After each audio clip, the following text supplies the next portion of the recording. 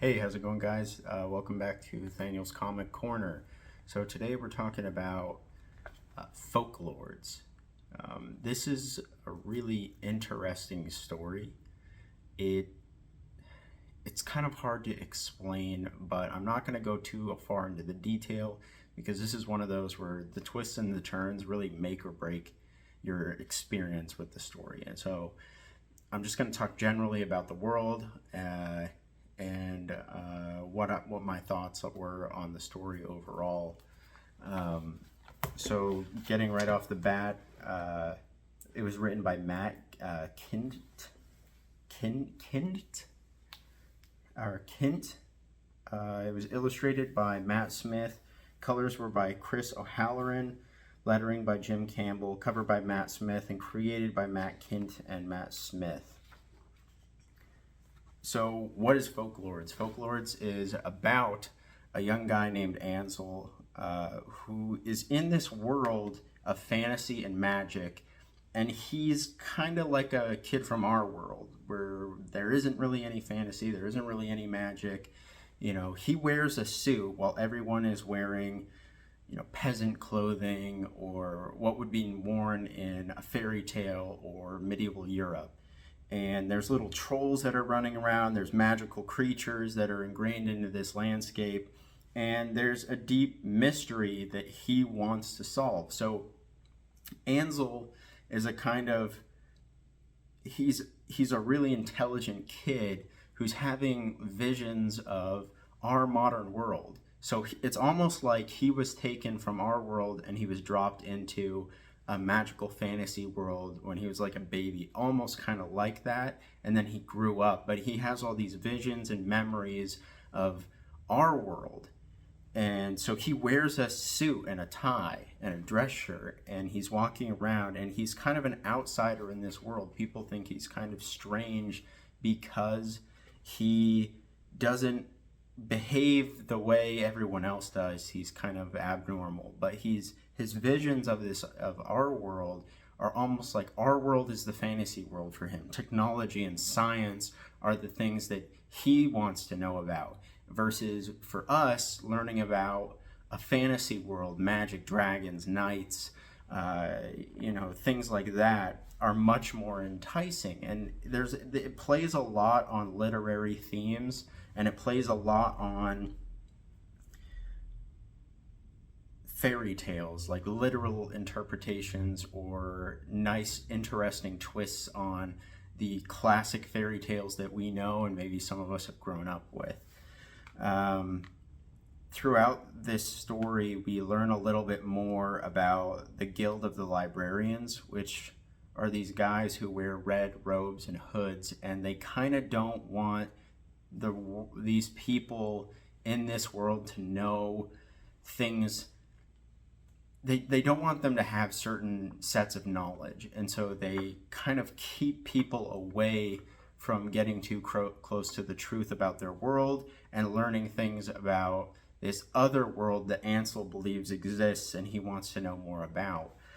And so he's like a senior in high school, and in this fairy tale high school, and he has what's called a senior project. A lot of high schools had senior projects where they talk about things. It's the same thing in college. You have like the final thing that you do to represent a cumulative understanding of your learning, and then you also have things like that in a graduate program where you have like a thesis paper. So this is their version of like the senior project where they would go on a quest in this magical world. And Ansel wants to go on this quest because he's heard of the Folklords, who are these people who he believes has the answers to his questions about this other world and about his world.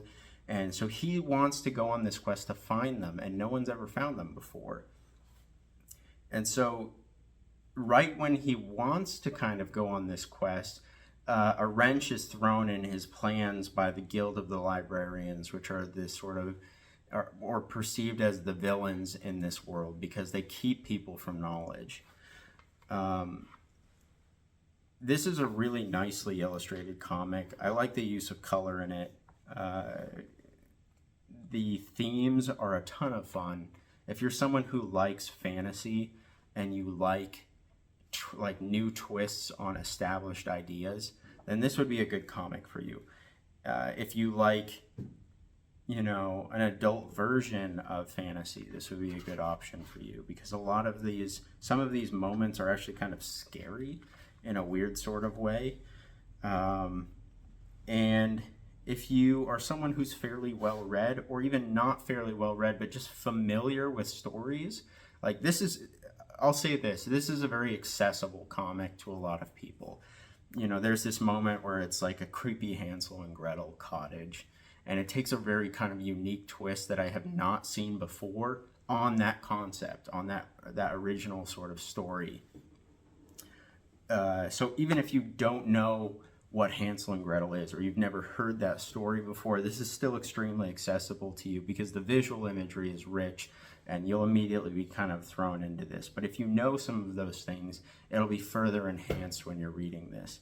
But it's a relatable story about a kid who just wants knowledge, and he wants to know what's going on, and he's having these visions. You know, he's an outcast in school.